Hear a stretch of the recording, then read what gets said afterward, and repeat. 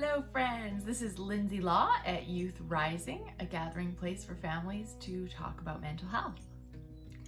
Now that we've talked about what our brains usually like to do with unwanted emotion, and we've also talked about how to allow and process that emotion, we're going to get into talking a little bit about some specific emotions. The first unwanted emotion we're going to talk about is shame. This is an emotion that I didn't really know a lot about until I read Brene Brown's work. She has a number of books and TED Talks, which I will put the link to in the description because they are awesome.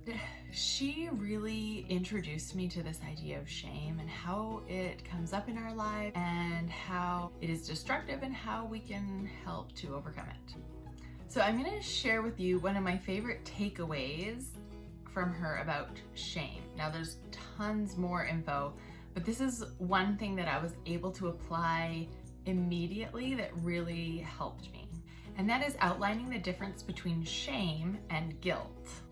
So I'm going to take a second to just define the two of them and then take a look at how that comes up in our lives. So Brene Brown defines shame as the intensely painful feeling or experience of believing that we are flawed and therefore unworthy of love and belonging. Something we've experienced, done, or failed to do makes us unworthy of connection. On the other hand, guilt is a feeling that we feel when we've made a mistake or made a poor decision that helps us to recognize the mistake, but doesn't go as far as meaning something about us as a person. So the big difference here is that shame attacks our worth as a person and guilt does not. So for example, when we feel shame, our brains say things to us like, I'm a bad person, I'm a failure, I am terrible. And when guilt is talking to us, guilt is saying things like, I made a mistake, I could have done that better, I wish I hadn't behaved like that. So because guilt is not attacking our worth as a person, it's a far easier place to move to self-compassion, which is where we really want to go. We don't want to stay at guilt. Yes, we want to recognize maybe that we made a mistake, but we want to move quickly on to self-compassion. Now, we're not going to talk about self-compassion in more detail until next week. So I think I've told some of you this story. So Brene tells this great story about her daughter who was in preschool. And so her daughter was at preschool and she was doing some sort of a craft or activity at preschool and she'd made a big mess. And so one of the teachers came over and said, "You are a mess." And Brene's daughter was like, "I'm not a mess, I made a mess."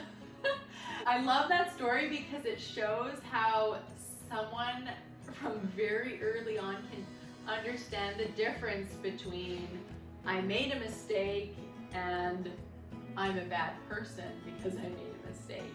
I'm not a mess, I made a mess. So now what we're going to do is we're going to talk a little bit about what we do with shame, because our brains are all going to create those thoughts of I'm not good enough, I'm a terrible person, I am bad.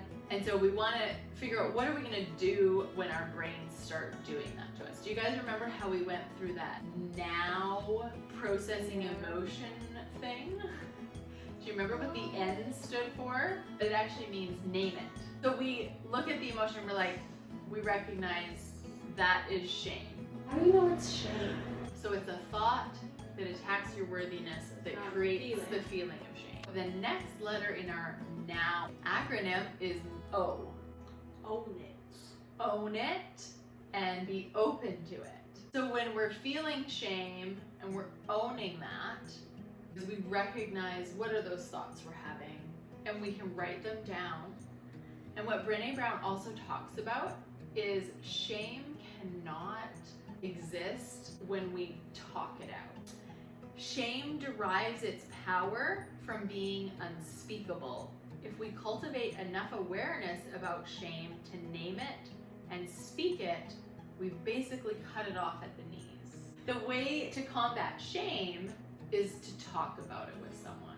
The next thing in the acronym is W. Do you remember what W stands Watch it. Watch it. Watch it. And what do I mean Watch by out. watch it? Watching it means to actually look where it is in your body. Where am I feeling it? Does shame look like for me? So what we do is we try to watch it in our bodies and in our minds and see what it looks like. And that helps us to make it not a part of us and to be able to move past it and through it. Once we've kind of been through that, allowing shame and recognizing shame and talking about it with someone helps us move to a place where we can show ourselves some self-compassion. To recognize that I am not a failure, I just made a mistake and it's okay. So Brene explains that the research shows that there is a high correlation between shame and depression and anxiety and other negative factors. While those who experience guilt have far less of a correlation to these negative effects. And my personal thought again is that this is because it allows us more easily to move on to self-compassion because we are not attacking our worth. So I just want to share a little experience with you. Not too long ago, I had what I call a shame storm. Triggers a lot of thoughts leading to shame. So I am terrible, I'm not enough, I am not worthy. And because of this intense feeling, I tend to withdraw within myself and I don't want to talk to people or share what I'm feeling because frankly, I don't feel worthy.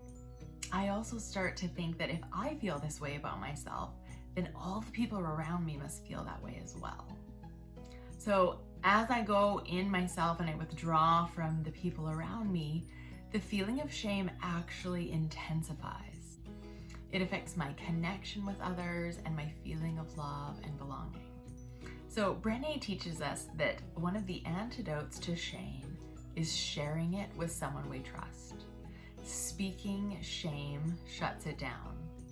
The reason I share this is because I think that I might not be the only person who's ever experienced this. Those feelings that come that create shame and you have a hard time getting through that. So whether you or one of your teenagers or someone in your life has experienced what you might call a shame storm, share this with them and see if some of the ideas in this video will help them to navigate through that experience. So I hope knowing the difference between shame and guilt helps you the way it helped me. And the reason I think it helped me so much is because when my brain was starting to say things like, I am a failure, I'm not a good person, I was able to quickly recognize it as shame and to be able to switch my thoughts over to, oh, I made a mistake. Oh, this doesn't have to mean something about me as a person. And that was so helpful for me. And I hope that it's helpful for you. So please like this video, share it with your friends, subscribe to my channel, because next week we're going to be talking about self-compassion and how we move from shame to self-compassion. Never eat shredded wheat. Nope.